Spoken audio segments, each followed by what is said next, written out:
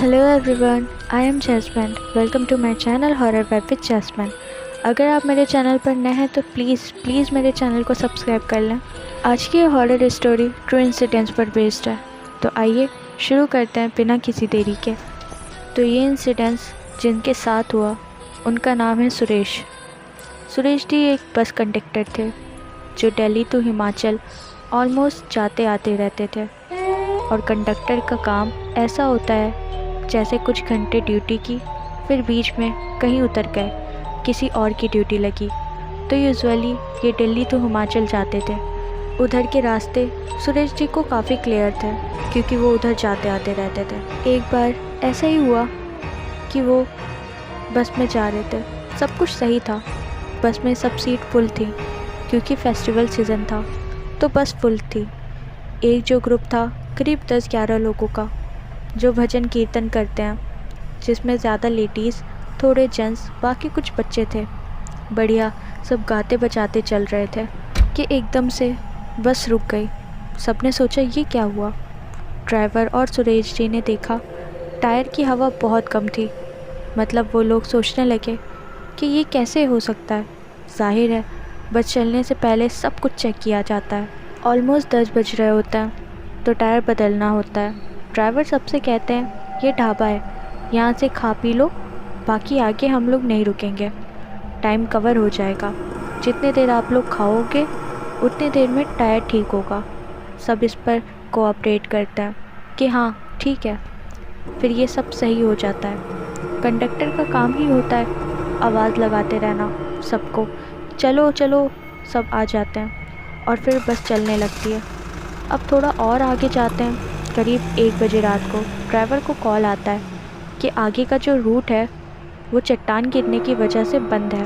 अब सब लोग बहुत परेशान होते हैं क्योंकि जिस रास्ते पर वो थे वो ऐसा था नहीं कि बस रिवर्स हो पाए, और आगे चट्टान हटने में तो बहुत टाइम लग जाता। तो फिर ड्राइवर किसी को कॉल करता है और उसे पता चलता है कि एक कच्चा रास्ता है इधर जो आगे जाके मिल जाएगा रोड से। तो सब उधर से ही जाने का डिसाइड करते हैं। रास्ता बहुत ही पतला था, बहुत मुश्किल से बस चल रही थी धीरे धीरे। करीब रात के 2 बजे उसी रास्ते पर एक ढाबा दिखा। सबको हैरत हुई कि इस जगह पर, मतलब यहाँ घर मुश्किल से हैं। पर फिर सब ने सोचा अब सुबह तो देर हो जाएगी पहुँचने में क्योंकि बस बहुत धीरे चल रही थी। तो सब उस छोटे से ढाबे पर चिप्स वगैरह लेने चले जाते हैं। सब उतरते हैं और तब सुरेश जी भी बस के बाहर खड़े होते हैं। एकदम से उन्हें लगता है जैसे कुछ तेज़ी से उनके आर पार हुआ। वो देखते हैं पर वहाँ कुछ नहीं होता। फिर सबके जाने का टाइम आ जाता है। वो आवाज़ लगा रहे होते हैं, चलो चलो बस निकल रही है, जल्दी चलो। सब आ जाते हैं। तभी आगे खेत की तरफ सुरेश जी को एक बच्चा दिखता है जो खेत के अंदर की तरफ जा रहा होता है। तो वो पूछते हैं सबसे कि किसका बच्चा है, बाहर रह गया है। सब कहते हैं पता नहीं। तो उनको लगता है शायद इसकी मम्मी वॉशरूम वगैरह गई हों, ये बच्चा भटक ना जाए। तो वो आवाज़ लगाते हुए उसके पीछे भागते हैं और बस से काफ़ी दूर आ जाते हैं। अब बस बहुत दूर, मतलब काफ़ी छोटी दिखने लगी थी।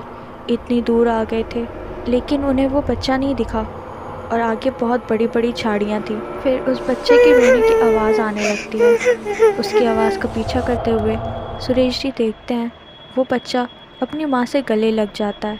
उसकी माँ ने अजीब पुरानी फटी टाइप की साड़ी पहनी हुई थी और चेहरे पर पूरा घूंघट लिया हुआ था। सुरेश जी उसके बैक साइड थे तो उस औरत की शक्ल नहीं देख पा रहे थे, लेकिन वो समझ गए थे करीब 2:30-3 बजे कोई आम इंसान ऐसा नहीं होगा। वो समझ गए थे कि ये कुछ और ही है। उन्होंने कस के आँख बंद की और बस की तरफ भागने लगे। मंत्र पढ़ते रहे। उन्हें आवाज़ आई जा रही थी जैसे वो औरत उनके बिल्कुल बगल में हो। वो हिमाचल भाषा में कहे जा रही थी, तू भाग क्यों रहा है, रुक क्यों नहीं रहा? मैं तुझे रोज देखती हूँ, तेरे बारे में सब कुछ जानती हूँ। सुरेश जी बहुत डर रहे थे पर उन्होंने आँख नहीं खोली। मंत्र जप रहे थे और रास्ता इतना लंबा था भी नहीं। उनको ऐसा लगता था जैसे घूम के एक ही जगह पे वो बार बार आ रहे हों। करीब 20 मिनट बाद उस औरत की लास्ट आवाज़ आई, इस बार तो तू बच गया, हमेशा नहीं बचेगा। उसके कुछ देर बाद ही उन्हें सामने बस दिखाई दी। वो जल्दी से गए। ड्राइवर ने उनसे देखते ही पूछा, कहाँ थे इतनी देर से, सब ढूंढ रहे थे तुम्हें। लेकिन सुरेश जी ने बस इतना कहा, बस चलाओ, बाद में बताता हूँ। जब तक वो उस एरिया से निकलकर मेन रोड पर नहीं पहुँचे, उनका डर कम नहीं हुआ।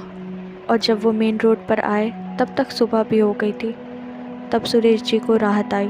फिर उन्होंने ड्राइवर से बताया जो जो उनके साथ हुआ था। ड्राइवर को भी बहुत शौक लगा। तब उन्होंने पास के एक लोकल आदमी से पूछा कि क्या वहाँ कोई आत्मा वगैरह है। तो उसने बताया कि वहाँ से थोड़ी दूर पर एक घर है, पास में है भी नहीं।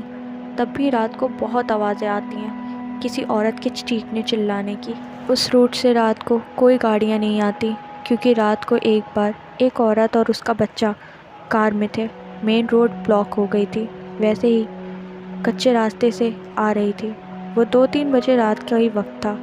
उसकी कार खाई में गिर गई, जिसमें माँ बेटे दोनों की मौत हो गई। उसकी चीख हमेशा उस टाइम सुनाई देती है लोकल्स को, और जो लोग कभी कभार वहाँ से गुजरते हैं सबको कुछ ना कुछ अजीब फील होता है। इसके बाद सुरेश जी को एहसास हुआ कि अच्छा हुआ जो उन्होंने उसे नहीं देखा और भागते रहे, वरना शायद उस रात उनकी जान भी जा सकती थी।